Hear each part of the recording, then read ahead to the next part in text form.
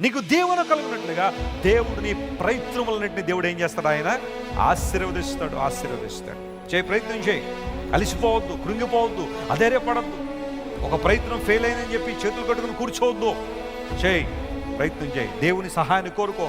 Lord, I want to be a blessing. ఒక ఆశీర్వాదకరంగా ఉండాలని నేను కోరుతున్నాను అయ్యా. ఒక మాట ఎప్పుడు నేను చెప్పడానికి ఇష్టపడతాను, సోమరి వాళ్ళని దేవుడు ఎప్పుడు ఏం చేయడు చెప్పండి? ఆశీర్వదించండి. మీరు ఎప్పుడైనా బైబిల్ చదివినప్పుడు can you bring one person? సోమరుడిని దేవుడు దీవించినట్టుగా ఒక్క మాట అయినా బైబిల్లో మీరు ఎప్పుడైనా చూడగలరా? ఎప్పుడు చూడు.